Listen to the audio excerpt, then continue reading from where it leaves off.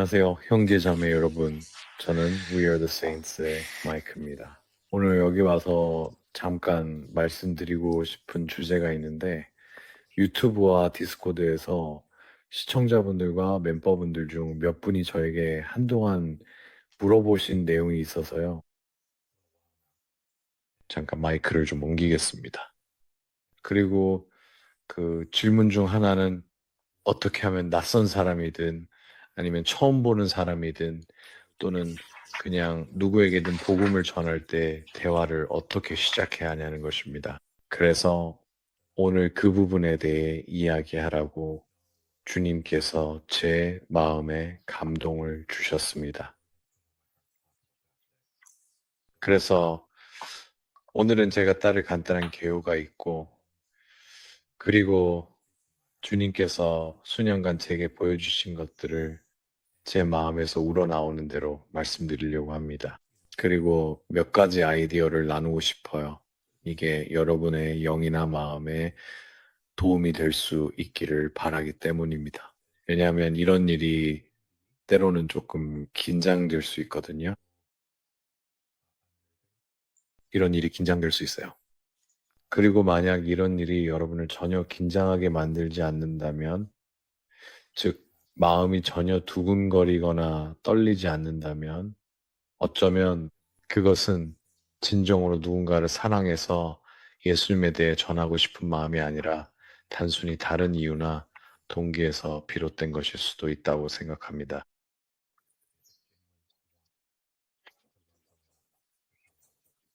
그래서 그게 바로 그 부분입니다. 하지만 진지하게 말하자면 이건 정말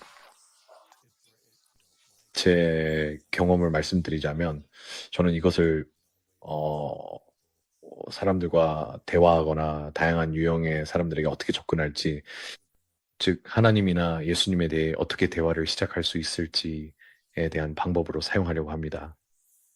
그리고 혹시 이에 대해 궁금한 점이 있으시면은 언제든 저에게 연락해 주세요. 그리고 이 영상을 공유해 주시길 부탁드립니다. 이 영상에서 느낀 점이 있다면 여러분의 커뮤니티나 소셜 미디어 등 어디든 자유롭게 공유해 주세요. 그런데 제가 말씀드리고 싶은 게 있는데, 시작하기 전에 한 가지 더 말씀드리고 싶은 것은 이제 이 채널이 여러 언어로 운영되고 있다는 점입니다. 그리고 예수님께서 전하고자 하시는 메시지를 다양한 문화권의 사람들이 듣고 있다는 반응을 보게 되어 정말 기쁩니다. 이런 점이 저희에게는 정말 큰 격려가 됩니다. 그리고 저희와 더 깊이 소통하고 싶으시다면 저희는 디스코드라는 앱에서 활동하고 있다는 점도 말씀드리고 싶습니다. 디스코드 앱을 다운로드 하시면 됩니다. 디스코드 링크를 설명란에 올려둘 테니 그 링크를 통해 접속하실 수 있습니다. 그렇게 하면 저희와 소통하실 수 있습니다. 저희에게 질문도 하실 수 있습니다. 거기에는 다양한 주제의 대화방도 마련되어 있습니다. 혹시 놀라운 꿈을 꾸신 적이 있거나 휴거에 관한 꿈, 마지막 때에 관한 꿈, 혹은 그냥 무슨 의미인지 잘 모르는 꿈을 꾸셨거나 하나님과의 특별한 만남을 경험했지만 혼란스러운 경우가 있으시다면 저희는 그런 경험을 가진 분들에게 열려 있는 커뮤니티입니다. 성령님께서 저희와 말씀하시고 주님도 저희에게 이런 일들을 깨닫게 하셔서 만약 그것이 꿈이거나 주님께서 주신 것이라면 알려주실 것입니다. 만약 그렇지 않다면 주님께서 그것이 아니라고 알려주실 것이고 그것이 여러분께 도움이 될 수도 있습니다. 네. 그래서 이제 시작할게요. 여기 준비한 개요를 따라가면서 말씀드리려고 합니다. 예수님이나 하나님에 대해 이야기할 때 어떤 사람들은 이런 식으로 생각할 수 있어요. 예수님의 개념을 파는 것, 혹은 하나님을 파는 것, 즉, 하나님을 팔기 위해 일종의 영업 기법을 사용하는 것이라고 생각할 수도 있습니다. 하지만 사실 누군가에게 하나님에 대해 이야기하는 것은 사랑에서 시작됩니다. 왜냐하면 그 메시지가 얼마나 중요한지 알기 때문이죠. 그리고 하나님께서 여러분을 위해 하신 일이나 하나님께서 그들에게 해주실 수 있는 일을 전할 기회를 놓치고 싶지 않으실 겁니다. 하지만 여러분이 이런 일을 하면서 스스로에 대해 생각하게 되는 어떤 것들 혹은 양심의 가책을 덜 수 있도록 또 좌절감을 최소화할 수 있도록 도와주는 방법들이 있습니다. 그래서 이 모든 것은 여러분을 돕기 위한 것입니다. 그래서 저는 이것을 몇 가지로 좁혀보았습니다. 그리고 이건 정말 아주 일반적인 설명이에요. 이건 어떤 구체적인 내용에 깊이 들어가는 것이 아니라 그냥 여러분께 몇 가지 아이디어나 참고가 될 만한 것을 드리기 위한 것입니다. 그래서 저는 이것을 이렇게 나눠 보았습니다.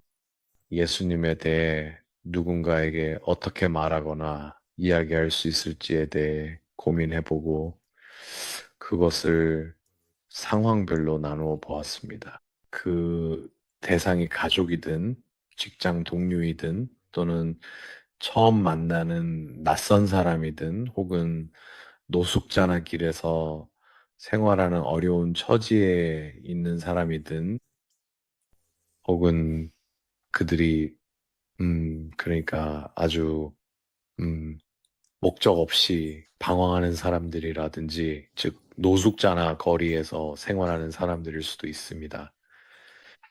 그리고 저는 이 다섯 가지로 나눴는데, 왜냐면은, 아니, 다섯 가지가 아니라 네 가지로 나눈 이유는 보통 우리가 일상이나 주간 단위로 마주치는 사람들이 이 부류에 속하기 때문입니다. 그래서, 음, 그래서 저는 가족과 직장 동료부터 시작하고 싶습니다. 그리고 주님께서 수년간 저에게 보여주신 것은 상황마다 매우 다르다는 점입니다. 그래서 가족이나 직장 동료와의 상황에서는 이것이 장기적인 과정입니다. 즉, 하나님이나 예수님에 대해 이야기하기 위해서는 오랜 시간에 걸친 노력이 필요하다는 것입니다. 왜냐하면 가족이나 직장 동료, 그리고 친구들과는 한 번만 대화하는 것이 아니라 여러 번 대화할 기회가 있기 때문입니다. 가족뿐만 아니라 친한 친구들도 이 부류에 포함될 수 있죠. 아마도 그들과 여러 번 대화하게 될 것이고, 그 대화들은 각자의 인생에서 시기마다 다른 방향으로 흘러갈 수 있습니다. 하지만 여러분이 이해해야 할 것은 친구, 가족, 그리고 직장 동료들은 여러분을 아주 잘 알고 있다는 점입니다. 그들은 여러분이 그리스도께 삶을 드리기 전부터 알았을 수도 있고 아닐 수도 있습니다. 어쩌면 그들은 여러분을 그저 기독교인으로만 알고 있을 수도 있지만 어쨌든 이것은 장기적인 투자입니다. 여러분은 오랜 시간에 걸쳐 그들에게 투자하고 있는 것입니다. 그리고 주님께서 제게 보여주신 것은 복음을 전하거나 하나님에 대해 이야기할 때 가장 큰 영향을 주는 방법은 일상에서 그것을 보여주고 살아내는 것, 즉 본보기가 되는 것이란 점입니다. 그러면 대화가 자연스럽게 오갈 수 있고 여러분의 행동을 통해 여러분이 말하는 것과 실제가 일치한다는 것을 보여줄 수 있습니다. 즉, 말과 행동이 하나가 되는 것이죠. 그러니까 가족 같은 경우에는 복음을 아주 강하게 전하거나 그들의 죄를 책망하고 반드시 회개해야 한다고 말하는 경우는 매우 드물죠. 그렇다고 해서 그런 일이 전혀 일어나지 않는다는 뜻은 아닙니다. 그런 경우는 드물다는 것입니다. 대부분의 경우, 처음에도 말씀드렸듯이 이것은 일반적인 경우입니다. 저는 이 상황을 어떻게 접근해야 할지 일반화해서 말씀드리는 겁니다. 하지만 친구, 가족, 그리고 직장 동료들에게는 여러분의 말보다 행동이 훨씬 더 큰 영향을 미칩니다. 여러분은 모르실 수도 있지만 그들은 여러분을 지켜보고 있습니다. 그들은 여러분이 무엇을 하는지, 그리고 앞으로 무슨 말을 할지 계속 주시하고 있습니다. 그래서 여러분이 이것이 복음을 전하고 하나님을 그들에게 보여주는 데 있어 가장 영향력 있는 방법이라는 점을 인식해야 합니다. 말로 하는 것보다 훨씬 더 효과적입니다. 왜냐하면 그들은 여러분을 잘 알고 있기 때문입니다. 그들은 여러분이 무슨 말을 하는지 듣고 싶어 하지 않습니다. 그들은 여러분이 실제로 그렇게 살아가는 모습을 보고 싶어 하고 그 변화의 영향을 보고 싶어 합니다. 그리고 제가 말씀드리는데 만약 여러분이 예수님께서 사셨던 것처럼 사랑과 자비, 동정심으로 삶을 살아간다면 그리고 예수님은 결코 누구를 망신 주거나 곤란하게 하시지 않았다는 점을 기억한다면 예수님은 결코 누구를 꾸짖거나 야단치고 싶어 하지 아, 않으셨습니다. 그래서 사랑의 답입니다. 사랑. 여러분은 그 삶을 실제로 살아내야 합니다. 이해하는 삶을 살아야 합니다. 실수하지 않을 수는 없죠. 분명 실수할 겁니다. 하지만 그것도 삶의 일부입니다. 가족은 여러분이 실수한 모습을 볼 필요가 있습니다. 그리고 그들은 그 다음에 무슨 일이 일어나는지 보고 싶어 합니다. 여러분이 실수한 뒤에 계속해서 미끄러지고 방황할 건가요? 아니면 실수한 뒤에 일어나서 사과할 건가요? 여러분은 일어나서 그것을 바로잡으려고 할 것입니다. 그러니까 여러분은 실수하거나 넘어졌을 때 그 뒤를 잘 마무리해야 해요. 긍정적으로 겸손하게 상황에 임하고 자만하지 않는 모습을 보여야 합니다. 왜냐면 기독교인들도 자신이 어떤 사람인지 어떻게 행동하는지에 대해 쉽게 자부심을 가질 수 있고 그러다 보면 사과하지도 용서를 구하지도 못하게 되거든요. 가족, 친구, 직장 동료와의 관계에서도 주님께서는 이런 상황에 시험하십니다. 주님은 여러분이 이런 상황에서 어떻게 반응하는지 보고 싶어 하십니다. 지금 이 순간에도 주님께서 제게 말씀하시며 이 말을 하라고 하십니다. 이 말들이 제 개인적인 말만은 아니라는 걸 알아두세요. 제가 사용하는 이 말들은 주님께서 하실 말씀이거나 주님께서 자신의 몸된 교회가 이해하기를 원하시는 내용입니다. 지난 5, 6년 동안 주님께서 이 부분을 제 마음에 깊이 새겨주셨기 때문에 주님께서 저에게 가르치시고 말씀하신 많은 것들을 저는 알고 있습니다. 하지만 여기에는 축복이 있습니다. 가족, 친구, 그리고 직장 동료들과 관련해서 이것이 장기적인 목표이기 때문에 만약 여러분이 말하는 것에 관심을 보이거나 받아들이는 친구, 동료 또는 가족이 있다면 여러분은 정말로 축복받은 사람입니다. 왜냐하면 주님께서 여러분에게 이 사명을 맡기셔서 예수님께서 그들을 얼마나 사랑하시는지 보여주고 복음을 단순히 말로만 전하는 것이 아니라 삶으로 보여줄 수 있도록 하셨기 때문입니다. 그래서 이것은 정말로 주님께서 주신 축복입니다. 여러분이 가족, 친구, 그리고 직장 동료들과 상호작용하는 그 방식 자체가 말이죠. 이것은 제가 앞으로 이야기할 다른 경우들과는 다릅니다. 그리고 네, 그래서 직장 동료들과의 관계도 쉽지 않습니다. 왜냐하면 여러분이 하나님에 대해 너무 자주 이야기하거나 신앙에 대해 자주 말하다 보면 혹시라도 동료가 여러분을 피하고 싶어 하는 환경이 만들어질 수 있기 때문입니다. 그리고 실제로 일어나는 일은 그게 여러분 때문이 아니라는 겁니다. 여러분이 전하는 진리, 바로 그 진리 때문입니다. 여러분이 누군가에게 하나님이나 예수님을 전할 때 그 사람이 별로 관심이 없다면 그들의 영혼이 불편해집니다. 사실 그게 바로 그런 작용을 하도록 되어 있습니다. 하지만 너무 많은 긴장을 만들어서 그 사람이 또 다른 전형적인 기독교인이 남들에게 이래라 저래라 하려고 하네. 정작 본인은 그렇게 살지 않으면서 라는 식으로 받아들이게 하고 싶지는 않을 거예요. 그래서 분명히 그 안에는 균형이 필요합니다. 제가 드리고 싶은 말은 항상 그 일에 대해 기도하고 그 순간순간마다 성령님께 명확함과 이해를 달라고 구하라는 것입니다. 알겠죠? 그게 핵심입니다. 이 점을 기억한다면 모두에게 정말 멋진 경험이 될 거예요. 저 같은 경우 직장 동료로서 어떤 사람들은 복음을 정말 강하게 마치 얼굴에 한 대 얻어맞는 것처럼 들어야 할 때가 있습니다. 그게 그냥 달리 표현할 방법이 없습니다. 그들에게 정말 강하게 다가가야만 그들의 잠에서 깨어나고 정신을 차릴 수 있습니다. 하지만 주님께서 제게 보여주신 것은 여러분이 만나게 될 사람들 중 그런 경우는 약 5에서 10%에 불과하다는 것입니다.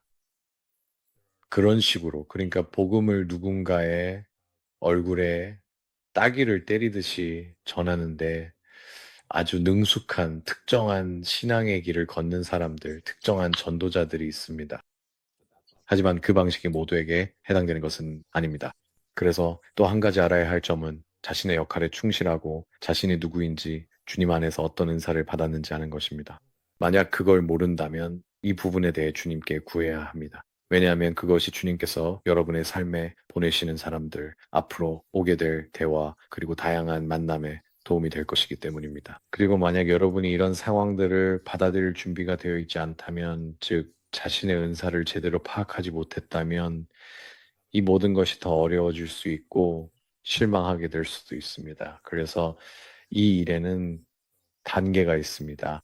여러분은 주님과 깊은 관계를 맺고 주님께 여러분의 은사가 무엇이며 복음을 어떻게 전하길 원하시는지 보여달라고 구해야 합니다. 때로는 자신의 간증을 전하는 것만으로 충분합니다. 여러분의 간증의 영이 곧 복음이기 때문입니다. 그것이 바로 복음이 실제로 살아 움직이는 모습이며 주님께서도 그 부분에 대해 말씀하십니다.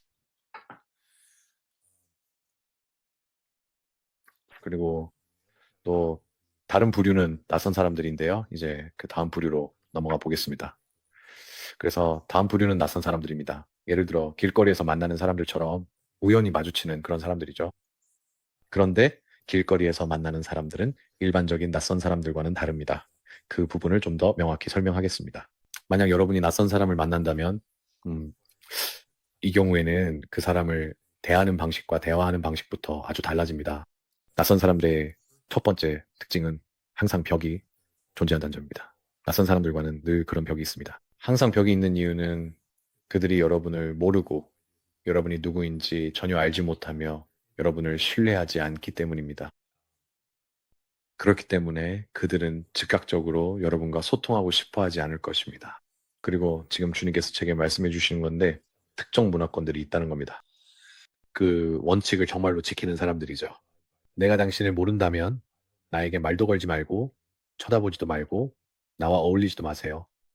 그래서 그건 훨씬 더 어려운 일이 될 거예요. 그래서 주님께서 저에게 보여주신 것은 주님께서 이미 여러분 둘 혹은 셋, 넷이 만날 수 있도록 이미 준비해 놓으셨다는 거예요. 주님께서 말씀하시는 것은 여러분이 빠르게 공통점을 찾아야 한다는 겁니다. 그게 무슨 뜻일까요? 여러분은 무언가를 찾아야 돼요. 그 사람의 바디랭귀지나 그 사람이 무엇을 하고 있는지, 무엇을 말하고 있는지를 관찰해서 두 사람 사이의 공통점을 찾아야 합니다. 그것은 무엇이든 될 수 있지만 여러분만의 특별한 것일 거예요. 왜냐하면 주님께서 여러분의 은사 때문에 이 사람을 여러분에게 보내셨기 때문이죠. 그리고 이런 공통점을 발견하면 대화를 시작하기에 아주 좋은 방법이 됩니다. 제가 생각할 수 있는 유일한 예시는 만약 누군가가 예를 들어 이건 그냥 예시일 뿐이에요. 누군가가 모자를 쓰고 있는데 그 모자에는 어떤 특별한 로고가 있을 수 있죠. 그리고 그 로고가 특정 주제나 혹은 특정 스포츠 팀을 나타낼 수도 있죠. 또는 특정 의류 브랜드일 수도 있고요. 뭐든지 될 수 있습니다. 여러분이 그걸 보고 그분과 어떤 공통점이 있다면 그게 대화의 시작점이죠. 대화를 시작하는 좋은 방법은 그 팀을 얼마나 좋아하는지, 그 사람 모자가 얼마나 멋진지 이야기를 하는 거예요. 칭찬은 대화를 시작하는데 아주 좋은 방법입니다. 사람들은 즉각적으로 호의적으로 반응하거든요. 누군가에게 칭찬을 건네는 건 정말로 그 사람이 어떤 사람인지 혹은 그 사람이 가진 것에 관심이 있거나 아니면 본인이 정말 친절한 사람일 때만 하니까요. 누구도 상대방에게 못되게 굴거나 속이려고 할 때는 칭찬을 하지 않잖아요. 왜냐하면 만약 그들이 못되게 굴거나 속이려고 한다면 그건 목소리의 어조에서 드러나기 때문이에요. 하지만 당신이 진심이라면 그 진심이 전달되고 사람들은 그에 아주 긍정적으로 반응합니다. 그러니 공통점을 찾았을 때 그걸로 대화를 시작할 수 있는 방법이 생기는 거죠. 이제 대화가 시작되면 주님께, 성령님께 하나님에 대한 주제를 자연스럽게 이끌어 달라고 기도하세요. 분명 그렇게 해 주실 거예요. 하나님께서 어떤 방식으로든 그 상황을 만들어 주실 거예요. 그러면 그게 바로 당신이 이렇게 말할 수 있는 기회가 되는 거죠. 예를 들어, 가끔 제가 하는 말은 대화가 시작된다는 거예요. 보통은 칭찬을 하거나 공통점을 찾는 것에서 시작해서 곧바로 정치 이야기나 때로는 날씨나 다른 소소한 대화로 넘어가곤 해요. 그리고 보통 정치 이야기가 나오면 그게 그다지 좋은 방향으로 흘러가는 경우는 거의 없죠. 정치인들에 대해서 긍정적으로 말하는 사람은 거의 본 적이 없어요. 정말로요. 대부분은 정치인이나 그들의 일 혹은 무언가에 대해 얼마나 불만이 많은지에 대해 말하죠. 그러면 대화를 이어가는 것이 어려워지죠. 이럴 때는 제가 보통 하는 말이 있어요. 저도 무슨 말씀인지 정말 잘 알아요. 저도 똑같이 느꼈었거든요. 그런데 하나님을 만난 후로 모든 게 달라졌어요. 그 다음에 조용히 계세요. 더 이상 아무 말도 하지 마세요. 그냥 그 말을 남겨두세요. 제가 이렇게 말하는 이유는 그게 두 가지 중 하나의 반응을 불러일으킬 수 있기 때문이에요. 상대방이 반응을 보이게 만들 텐데, 예를 들어, 아, 나는 이 사람하고는 얘기 안 해야겠다라는 식이 될 수도 있죠. 이제 가야겠네. 저 가봐야겠어요. 안녕히 계세요. 그럴 때 당신의 대답은 잘 가세요. 하나님이 축복하시길 바랍니다. 입니다. 그리고 당신도 자리를 뜨면 됩니다. 그런데 대화가 다른 방향으로 흘러가서 더 많은 이야기를 나눌 수도 있죠. 그 이후에 어떻게 될지는 저도 모릅니다. 상황에 맞게 반응하셔야 돼요. 하지만 주님께서 함께 하신다면 분명히 느끼게 될 거예요. 그리고 제가 말씀드리고 싶은 것, 그리고 주님께서도 저에게 보여주신 것은 누군가에게 하나님에 대해 이야기할 때는 세 번의 기회가 있고 세 번이 지나면 그만둬야 한다는 점입니다. 첫 번째는 대화가 하나님에 관한 것임을 알리며 씨앗을 심는 것입니다. 대화가 계속되든 아니면 이어지지 않든 두 번째 기회가 주어집니다. 상대방이 조금이라도 받아들일 기색이 보이면 세 번째 기회가 있습니다. 그 이후에도 그들이 이야기하고 싶지 않다면 자리를 떠야 합니다. 더 이상 그 주제로 이야기하는 것은 의미가 없습니다. 당신은 이미 씨앗을 심었고 그 사실조차 모를 수 있지만 오직 하나님만이 사람의 마음을 아시기 때문입니다. 우리는 그것이 그 사람에게 어떤 영향을 미칠지 알지 못합니다. 때로는 하나님에 대한 대화가 꽤 오랫동안 이어지기도 하고 매우 흥미로운 대화가 되어서 당신이 복음을 전할 기회를 얻게 되기도 합니다. 예를 들어 제 친구 중 한 명이 저에게 불안과 두려움 때문에 얼마나 힘들어하고 있는지, 그것이 자신을 얼마나 무력하게 만드는지 이야기해 준 적이 있습니다. 그래서 제가 말했어요. 네, 당신이 무슨 말을 하는지 정확히 이해해요. 저도 예전에 불안과 두려움이 있었어요. 어떤 날은 직장에 출근하는 것조차 할 수 없을 정도였죠. 하지만 그 모든 게 변했어요. 이제는 더 이상 그렇지 않아요. 그리고 저는 입을 다물었습니다. 왜일까요? 왜냐하면 만약 그들이 정말로 솔직하게 자신의 문제를 이야기하고 있다면, 진짜로 당신에게 털어놓고 있다면, 그들은 분명히 어떻게 그걸 극복했는지 알고 싶어 할 테니까요. 무엇을 했나요? 어떤 약을 복용했나요? 누구에게 상담을 받았나요? 그리고 그들이 당신에게 그 질문을 할 때 바로 그 순간이죠. 그게 바로 기회입니다. 그게 바로 기회예요. 그리고 그들이 왜 더 이상 그렇게 되지 않았냐고 물으면 당신은 이렇게 말하세요. 제가 제 삶을 예수님께 드리자마자 그것들은 사라졌어요. 모두 다 사라졌어요.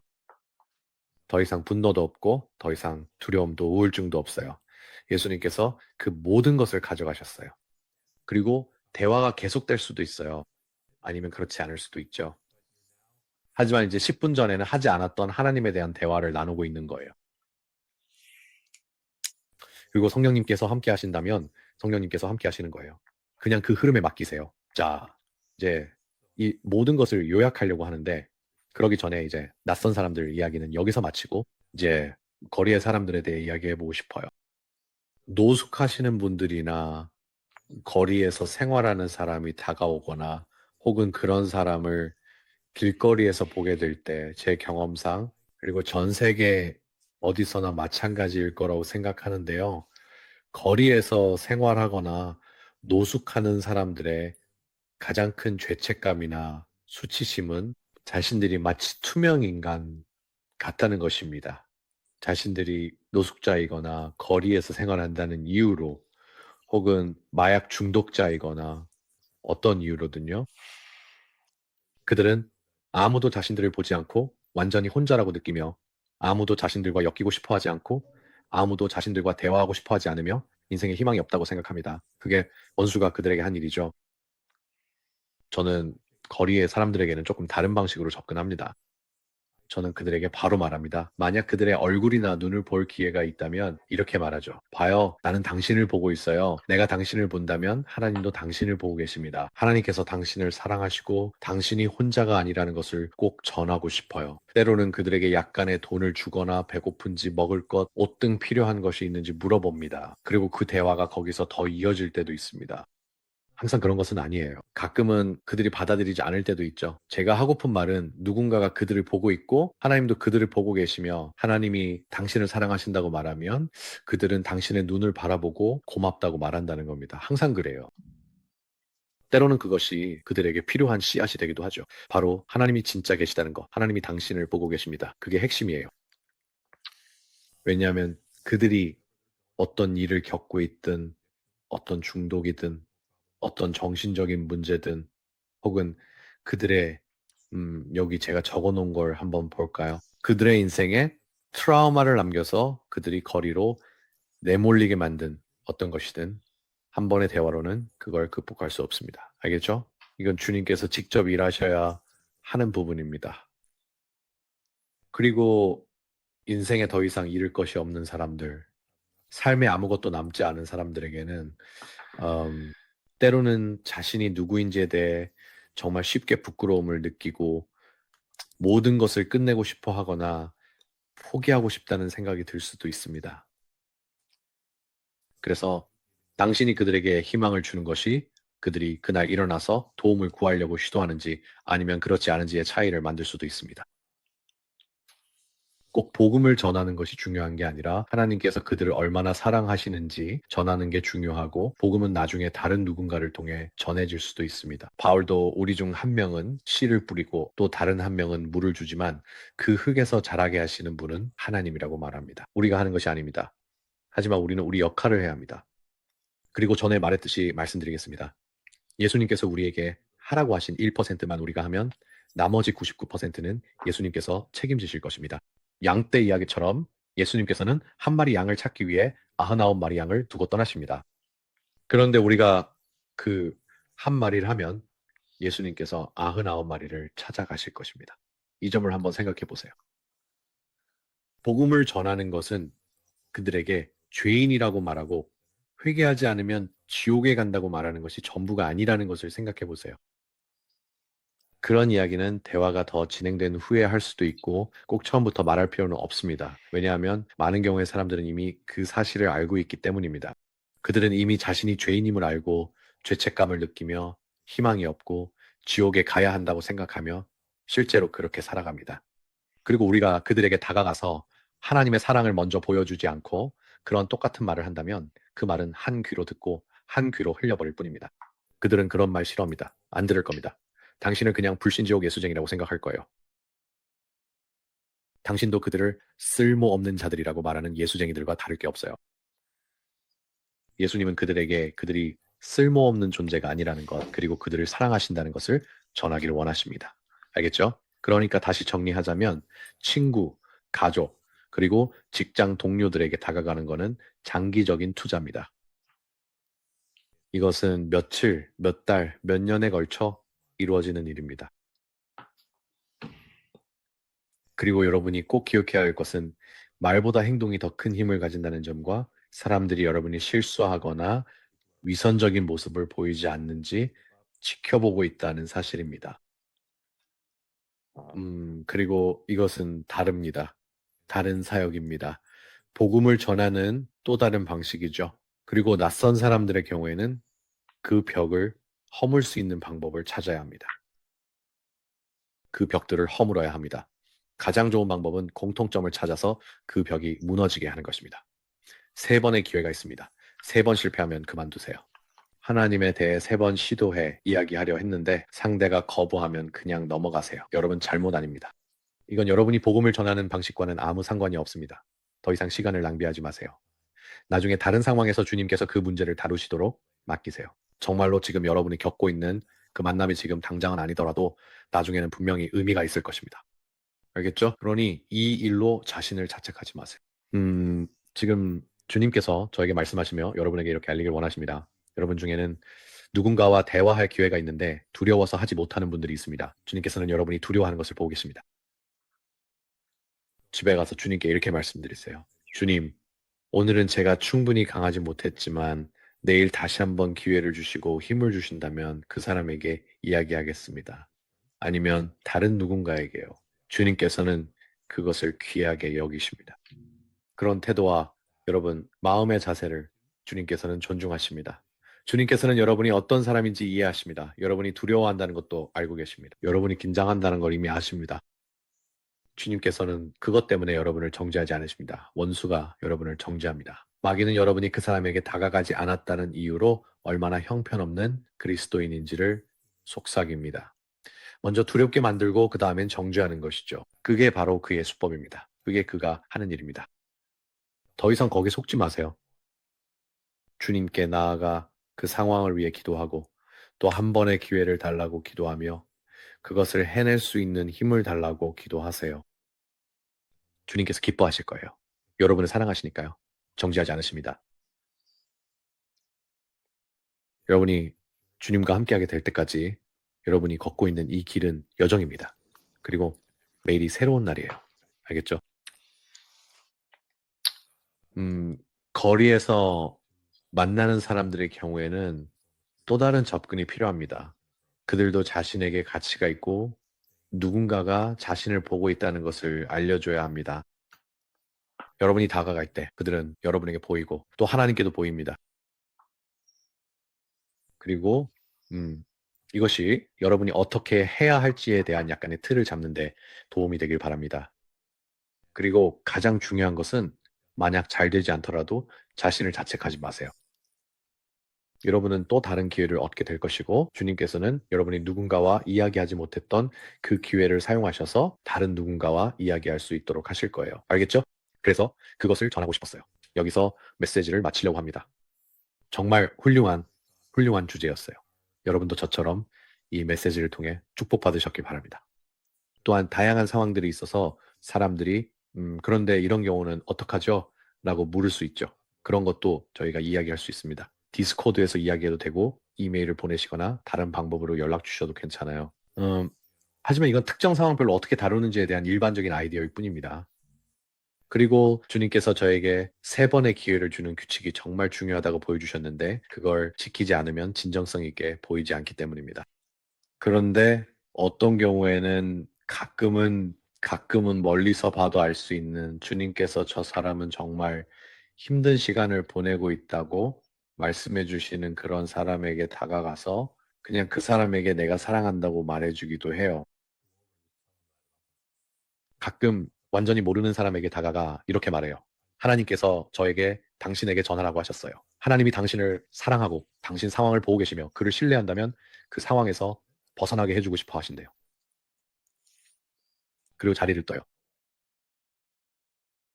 저는 실제로 그렇게 해본 적이 있습니다. 그러면 그 사람은 그냥 멍하니 서 있죠. 이 비유를 아는 분들은 아시겠지만 마치 자동차 불빛에 놀란 사슴처럼요. 알겠죠? 하지만 하나님께는 그저 씨앗을 심는 것만으로도 충분해요. 그 사람이 집에 돌아가면 분명히 그 말을 곱씹게 될 테니까요. 어떤 사람이 갑자기 다가와서 하나님이 나를 사랑하시고 나를 원하시며 내가 처한 상황을 돌봐주고 싶어 하신다고 말했어. 저는 그 사람이 어떤 상황에 있는지 모르지만 분명 무언가 일이 있다는 건 알아요. 그리고 그냥 자리를 떠나는 거죠. 그냥 떠나세요. 갈 길을 가세요. 나머지는 주님께서 알아서 하실 거예요. 가끔은 그것만으로 누군가가 와, 하나님이 계시구나. 낯선 사람이 나에게 다가왔어. 라고 생각하죠. 이것도 여러분께 도움이 되길 바랍니다. 이제 영상을 여기서 마치려고 해요. 시청해주셔서 감사합니다. 축복합니다. 저는 댓글 읽는 걸 정말 좋아해요. 최대한 많은 댓글을 읽으려고 노력하고 있어요. 그리고 디스코드에도 꼭 방문해 보세요. 모든 분들께 맞는 곳은 아니지만 주님을 예배하고 사역을 받고 교제할 수 있는 곳을 찾고 계시다면 정말 좋은 곳이에요. 여러분을 그곳에서 뵐 수 있길 바랍니다. 축복합니다. 다음 영상에서 또 만나요. 샬롬.